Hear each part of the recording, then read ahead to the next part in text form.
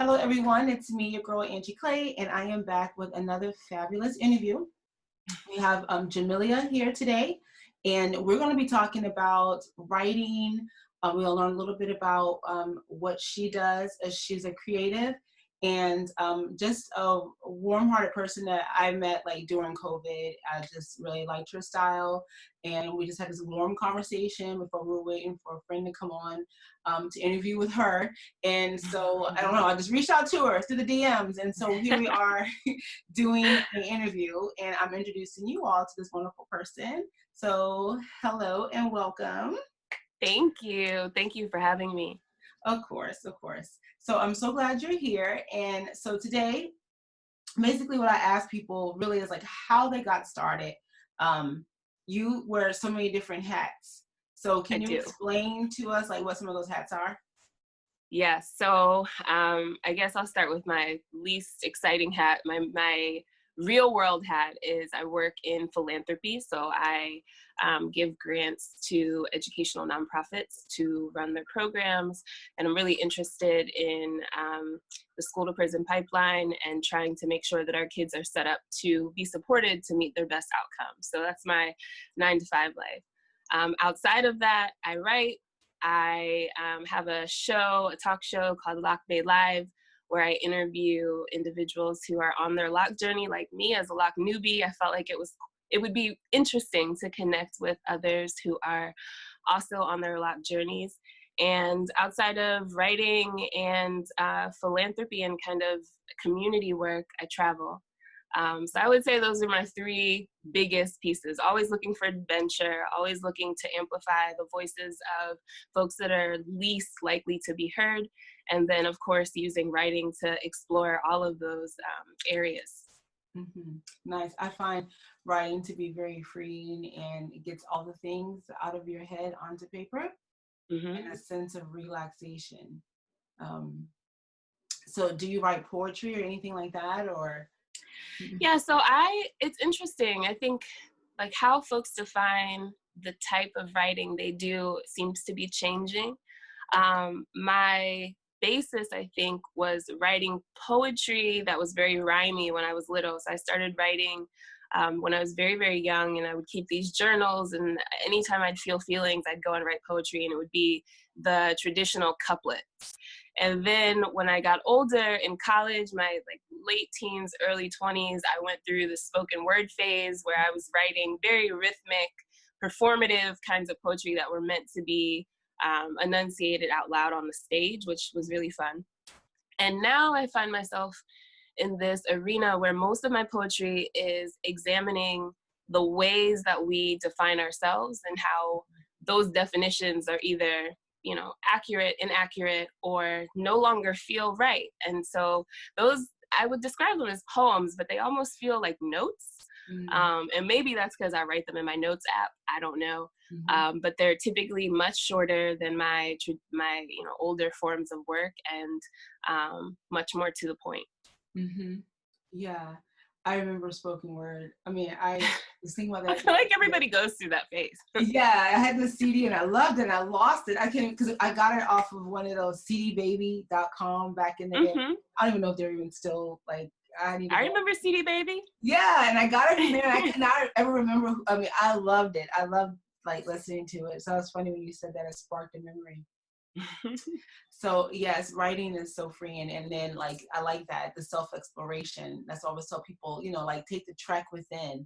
You find so much like who you are through. Definitely. I mean, I think it's a lot easier to project how you feel like the rest of the world should be changing. I think it's a lot more difficult to reflect on where you fit in all of those systems and how you have, through maybe even subconsciously, internalized a lot of the messaging that you're actively working to dismantle or working to dispel, or how you embody some of the stereotypes you're saying that you don't, right? And so I think that for me, writing has been a way of gut checking myself, of challenging myself, even as some of the pieces that I write seem to be challenging others. It's been motivating to myself. It's been trying to hold myself accountable to the things that I say I want to embody and the characteristics that I want to grow into. But certainly, I think unless you go in, it's very difficult to go and tell everybody else what to be doing. I just feel like it's such a huge blind spot. And writing's been one of the ways that's helped me with that. For sure. I call it like checks and balances too, because, you know, you check Yeah, yourself and you balance out, you know, and then, like you said, then you can go and like talk to other people, or you have some kind of point of view that you've for examined. sure. Hmm. So a question for you. So, you know, COVID-19 came on the Ciao. scene. Yeah, like I keep thinking like, why are people in shorts? You know, I'm like, I can't believe it's summer because I miss It's spring, right. right? um, so for you, like, how have you maintained like self-care through like this time period? You know, like how have you been able to cope? Well, I would say the first thing is I have been working on being intentionally kind to myself. I can be, as we know, we are our own biggest critic, right? And so I can be very mean about deadlines and achievements and all of those things to myself. And so I've worked on being intentionally kind. I've worked on setting intentions that don't center around specific achievements as much as they center around personal growth, which for me has been about like getting my eating together, um, exercising, connecting with people that I probably wouldn't have the time to connect with, or maybe I had the time, but I wasn't allocating it properly under the guise of being busy. Connecting with family a bit more. It's been all of it. I think, you know what it is? I think it's going back to the basics has been the foundation of my self-care. Making sure that while the world is really insane outside, that I can only control what I can control. And even though I'll be very honest with you, there's some days where I just want to put the covers over my head and go to sleep because it's just so scary out there. But I believe that, you know, we're gonna be okay. We have to be okay. We don't have another choice, particularly as black people, particularly as Black women. And even though that knowing is comforting, for me, it's been helpful to reinforce that knowing by doing, right? By having very specific things that I do, whether it's writing or lifting weights or taking hikes or, you know, laughing for 2 hours, that reinforce that, like, no matter what's happening, things are going to be okay. And that it's rough right now. But one of the things that we can all do is go inward and try and figure out, again, what is our role in this system? What is our lane in the system? What is our vantage point, our leverage point, and how do we grow into the kinds of people that can become the changes that we're trying to see? Yeah, definitely. Everything starts with self. You know, digging deep, because we can always Also, like Black Jesus. Let me not front, because Black Jesus. and pointing, right? You point your finger at people, and how many are pointing back at you? You know, it's like, Yes. So it's like, yeah, starting with self. You know, so that's very beautifully put. What advice would you give people as they're some, like you and I, we have the luxury of having like our own businesses, being able to be at home and kind of determine what we feel is essential to go out, right? But there's other people who have to return back to work and kind of navigate in the new normal. What was some self-care advice would you give them? Well, I've been on both sides of this. Like I said, I have a 9 to 5 where I am working with colleagues that are incredible on very complex social and structural issues. So while my office is working remotely right now, eventually we'll have to go back. And I think that the best thing that folks can do for themselves is be really, really clear about what your boundaries are, and really, really clear about what you need from your employer in order for you to feel comfortable, whether that's clear expectations, whether that's, you know, regular check-ins, whether that's you're working remotely for a half a day a week or a day a week, whatever it is. I think that now more than ever, folks have a lot more power than maybe they had pre-COVID to determine how they're going to interact with their employer. Now, I think there's also a level of privilege because depending on the kind of work you do, you may not have that levity to be able to negotiate how you show up or when you show up and things of that nature. So to folks that have less flexibility, I would say, do the best you can at taking care of yourself, whatever that means for you.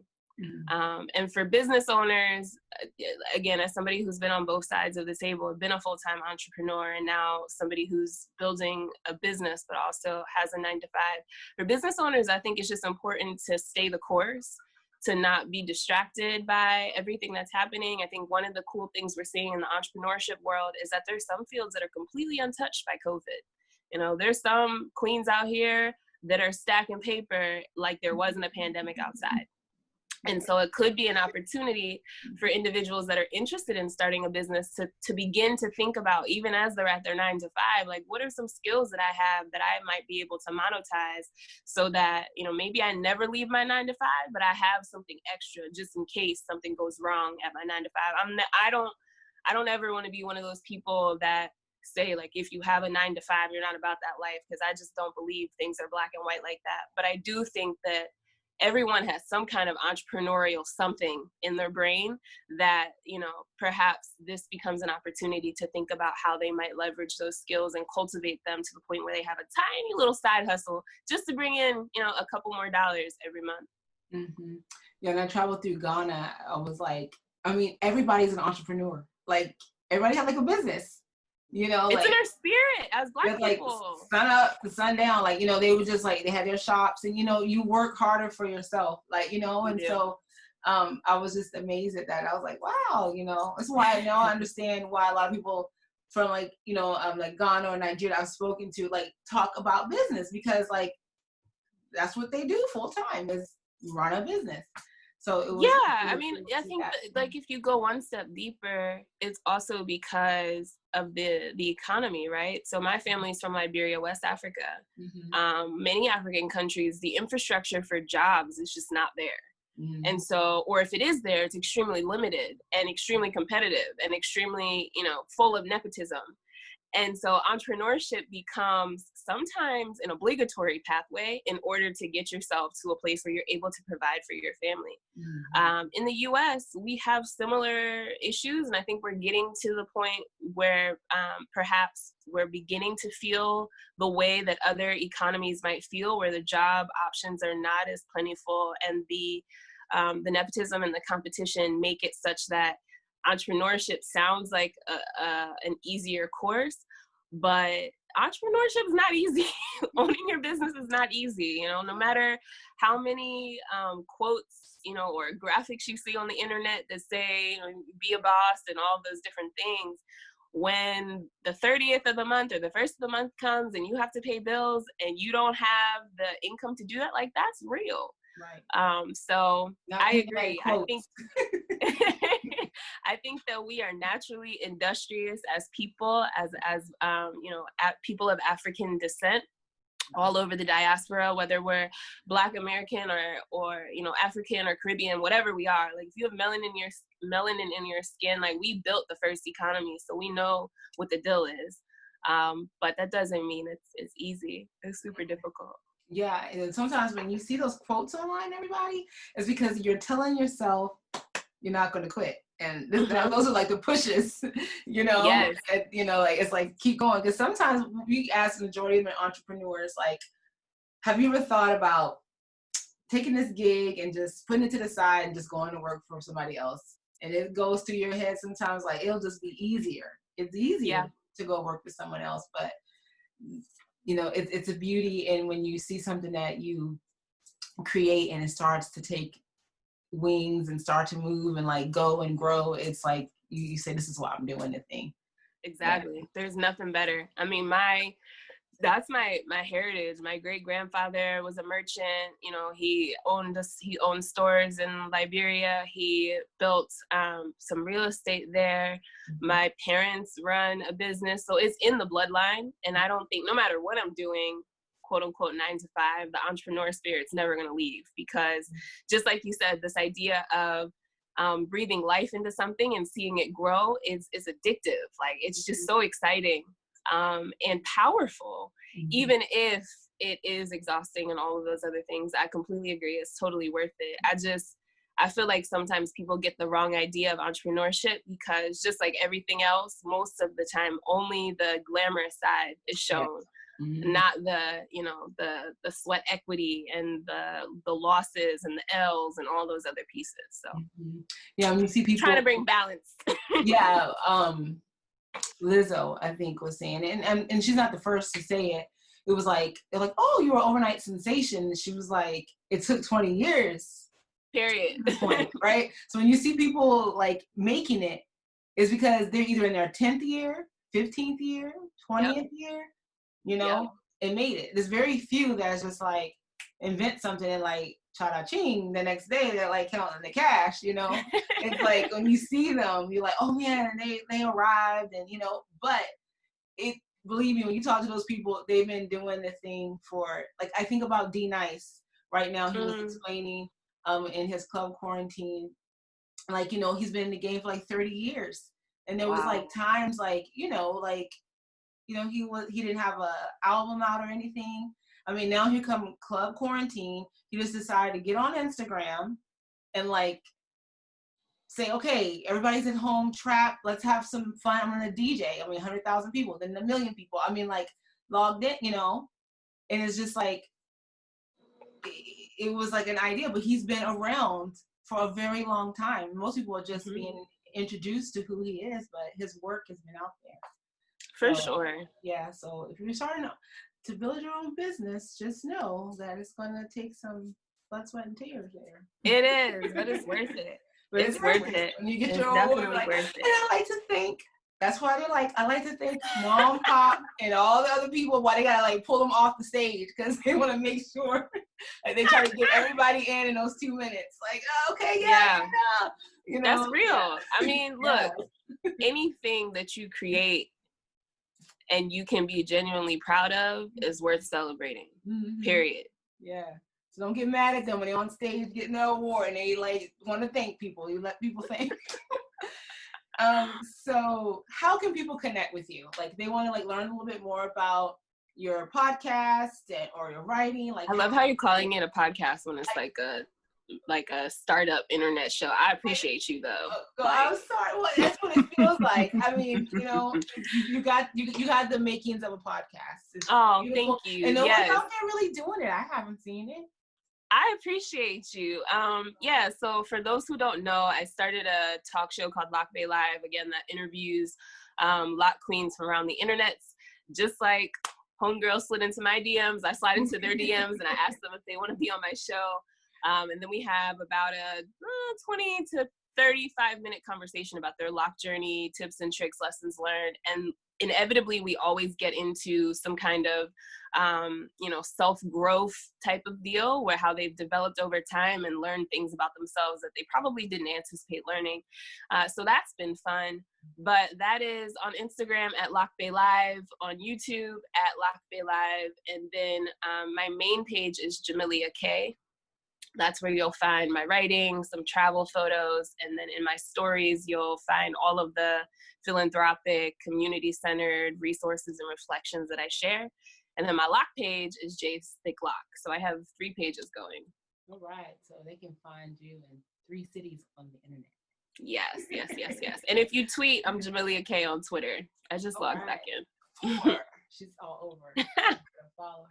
Yeah, I try not to put too much pressure on myself about like metrics and all of those pieces. Like for me, I think I've been on social media for so long. Like, I was the generation that you were waiting to get your email address from your college so that you could get a Facebook, right? And so it's been at least 10 years. And I think I've gone through a lot of different phases of being on social media, from not caring at all to posting sparingly to caring way too much about my metrics. And at this point, it's pretty cool because I feel like a lot of the skills that I've learned in my professional 9-to-5 world around community building and relationship building and authenticity are carrying over into this world. And so my goal on social media is to build community, whether that's the lock community connecting or, the educator, philanthropic, nonprofit, justice community, whatever it is. The goal is to build community, whether that's with 8 followers or 80,000. Like, I wanted to be focused on authenticity and coming from a real place, not just the numbers. Yeah, which is awesome. I know I have like different accounts. I'm just like, I go with what I like. I was scared of Instagram for a while, but now I'm really like digging it. You know, I just kind of got on there No, and just I start. love your Instagram. I Oh, love your thank you. quotes. Thank you. So I just start, I don't know, just like being myself and just putting it out Yeah, there. it's So, so liberating. It's so yeah. liberating to show up, and I think this is another reason why my lock account has been really good for me, because my my main account I've had is gone through so many different usernames. I've had it since I think 2011 or 2012. And when you have an account for that long, sometimes you can get stuck in a quote unquote persona or a way that people expect you to come off. And so one of the things that I did not anticipate happening with my lock account that's happening is I feel like I can be a little bit more raw, a little bit more vulnerable, not filtered, you know, complete, just showing up as myself. Which, even though I was doing that on my other account, it was still like there was an angle there. I was a little bit more concerned with the brand and all those other things. My lock account, I'm like, yo, here are these locks. They kind of dry. I'm about to put some water on them and, you know, ask me some questions. And it just feels different. I'm really enjoying it. Yeah, awesome. Yeah, it's I like it too. I mean, you have some really awesome women coming on there. So cool. Well, everybody, you know where to reach out. And so I Yes, wanted to please thank come say hi. Yes, please say hi. So thank you so much for taking the time out of your busy schedule. I know you work today, and it's so lovely to have a chance to chit chat and get all in your business and, and find out more Thank you about for you. having me. Yes, of course. So everybody, there you have it. Thank you so much for tuning in. And of course, we will catch you next week with another cool interview. Bye.